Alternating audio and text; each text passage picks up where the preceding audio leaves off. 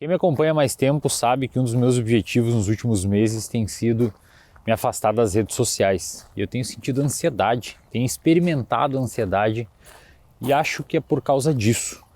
Depois que eu fiz psicoterapia por alguns anos, eu criei o excelente hábito de ficar monitorando meu humor. Então eu fico pensando sobre os meus pensamentos, eu fico pensando sobre as minhas emoções, fico entendendo se eu estou mais ansioso, se eu estou comendo mais rápido, se eu estou com dificuldade de dormir, se eu estou querendo que as coisas aconteçam numa velocidade mais avançada, se eu estou com aquela respiração profunda, se eu fico achando que a qualquer momento vai acontecer algo ruim. E está acontecendo isso ultimamente. E eu tenho algumas razões para acreditar que é por conta desse meu afastamento das redes sociais. Mas antes, quero explicar para vocês os motivos pelos quais eu estou me afastando das redes sociais. O primeiro deles é que no mundo desenvolvido, as redes sociais já são entendidas como uma espécie de cigarro. Eu fui para a Europa, fui para a Itália e para a Inglaterra, né, recentemente, e falando com as pessoas sobre rede social, você percebe que elas entendem rede social lá meio como se fosse um cigarro, como se fosse tabaco, né? A gente ainda não entende aqui porque esse debate não está acontecendo aqui ainda. Outros países já estão com esse debate muito mais avançado, inclusive proibindo a rede social para adolescentes, né, e etc., com rigor muito maior para elas fazerem parte desse universo. Nós também temos um corpo de evidência bem grande, mostrando que redes sociais ferram a nossa saúde mental.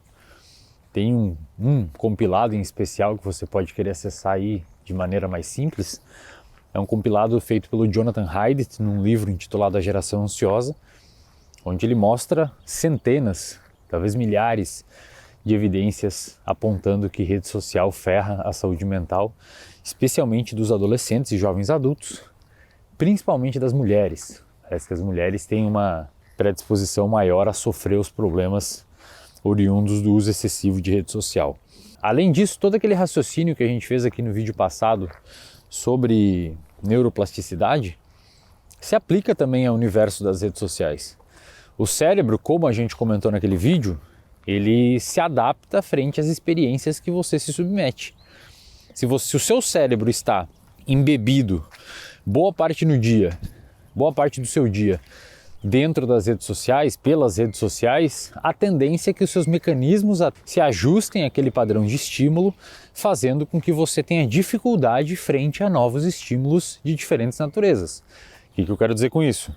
Se você fica o dia inteiro só tendo recompensa rápida, só tendo estímulos superficiais, hiperestímulos com cores, músicas e cortes rápidos, e você não se submete a pensar profundamente sobre alguma coisa, a refletir sobre você mesmo, como eu disse que faço sobre as minhas emoções, a tendência é que o seu cérebro, via neuroplasticidade, se ajuste a esse novo padrão, fazendo com que você tenha muita dificuldade de ler um livro, até mesmo de ouvir as pessoas. Isso, presta atenção aqui, eu quero perguntar um negócio para vocês, presta atenção aqui comigo, vê se acontece aí na sua realidade. Conversando com a galera, eu percebo que as pessoas hoje, não sei se elas estão tão ansiosas ou tão acostumadas com essas mídias rápidas, que eu vejo que as pessoas elas têm dificuldade de ouvir. Eu estava prestando atenção num churrasco que eu fui recentemente e até falando com a minha esposa, você não consegue completar uma frase que a outra pessoa já completa a frase por você.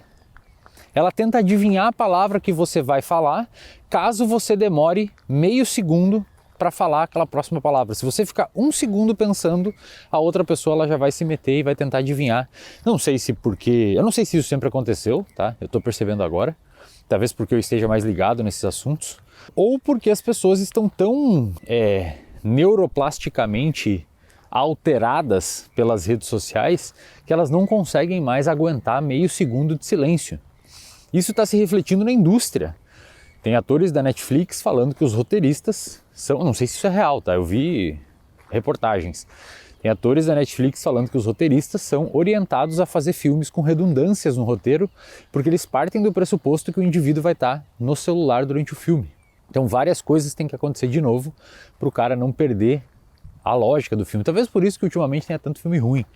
Você é da galera do cinema aí que estuda essas paradas de filme, me diz aí se faz sentido o que eu estou falando. Postei esses dias isso nos stories do Instagram, aliás, me siga no Instagram aí, Eslen.delanogari, e a galera falou que isso está acontecendo com a música também. Parece que a música hoje não pode começar, tipo, sei lá, um Pink Floyd devagarinho, assim, subindo. Você já tem que começar no segundo 2 ali com alguma coisa alta, alguma batida, alguma virada, porque senão a galera não escuta a tua música. Eu tenho a hipótese, e apenas uma hipótese, de que toda essa aceleração precisa acontecer algo rápido, senão a pessoa não engaja, é por conta do cérebro das pessoas estar neuroplasticamente sendo alterado por essa configuração de recompensas de mídia rápida. Já que o cérebro passa horas ali dentro, isso faz com que ele se reconfigura, como a gente falou no nosso vídeo anterior a esse, sobre neuroplasticidade, que eu sugiro que você assista, e obviamente todo o resto precisa respeitar aquela velocidade, senão não faz sentido. E cara, eu não quero ser assim. Por isso que eu estou me afastando das redes sociais. Eu não quero viver dessa forma, entendeu?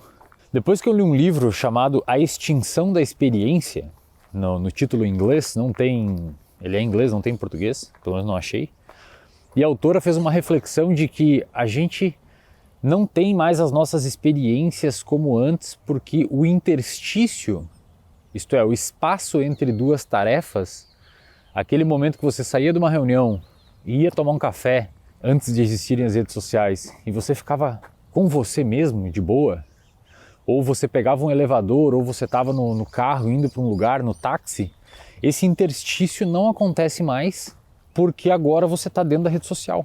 Então você não tem mais aquele momento de ócio, de tédio, porque aquele momento ele foi ocupado pelas redes sociais, impedindo com que você tenha esses momentos reflexivos, que são extremamente importantes, até mesmo esses momentos de descanso do nosso cérebro. Você que estuda para concurso ou para qualquer outra coisa, se no intervalo entre um estudo e outro você fica na rede social, você, apesar de achar que está descansando por não estar estudando, afinal você entende a tarefa de estudar como seu trabalho, ou o seu trabalho mesmo como seu trabalho, você não está descansando. Seus mecanismos atencionais cognitivos estão sendo usados pela rede social.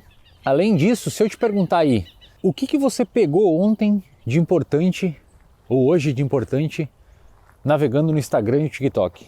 Provavelmente você não vai conseguir falar nada. Talvez você nem lembre dos Reels que você viu. Talvez você nem recorde o que você viu dentro da rede social. E isso é muito louco, cara, porque basicamente essa é a extinção da experiência. A gente está acabando com a nossa experiência do dia a dia e jogando um tempo no lixo porque você sequer recorda o que você viveu naquele tempo dentro da rede social. Isso sem falar dos estímulos tóxicos, da polaridade, da polarização, dessa mudança neuroplástica que ocorre no seu cérebro e todo um resto de alterações que vão potencializar um cérebro mais mimado em termos de capacidade interpretativa e de repertório. Adicionado a isso, para finalizar, nós estamos com uma péssima educação no Brasil. Falei com um professor ontem no podcast, ele disse que desenhou o número 1 milhão numa escola pública, numa sala de ensino médio, e boa parte dos alunos não conseguia ler o número 1 milhão. Agora imagine esses cérebros 3, 4 horas em média, que é o tempo que a gente passa em rede social por dia. É uma catástrofe para você ter um sujeito ansioso, deprimido, desatento, impulsivo, agressivo e tantas outras coisas por aí. Só que o fato de eu ter saído das redes sociais, então hoje vocês entenderem assim, eu gravo vídeo, a galera edita para mim, eu entro lá, posto e saio. Às vezes eu olho rapidamente os comentários, não olho DM, quase não olho story de ninguém, e às vezes eu boto na minha agenda, é isso que eu faço, presta atenção aqui, eu ponho na minha agenda 1 hora para eu ficar, 1 hora no caso quebrada, né? Então meia hora agora, meia hora de tarde, para eu dar uma olhada nos Reels, porque eu gosto de olhar uns negócios de esporte lá que eu tô praticando e etc. Mas eu não fico, sabe aquele negócio meio dissociativo, que você fica ali viajando e você não sabe o que está consumindo e você nem lembra o que consumiu? Eu entro na rede social com intenção de usá-la e não o inverso, ela me usar. E todo o resto do tempo eu passo fora. Aquele momento que eu fico meio entediado, sem saber o que fazer, que normalmente a gente pega o telefone e entra na rede social, esse tempo eu não pego o telefone, primeiro porque eu deixo o telefone em outro cômodo, às vezes eu nem sei onde ele está e isso é muito libertador. Não sei quanto tempo faz que você não sente essa sensação de não saber onde está o seu telefone, acredito que bastante tempo, se você clicou nesse vídeo. E sei lá, cara, eu vou ler um jornal. Então eu voltei a ler os papers científicos que eu leio, voltei a ler os jornal gringo, The Guardian, The New York Times que eu leio. Volta e meia isso me dá roteiro para vídeos aqui no YouTube ou pro próprio Instagram.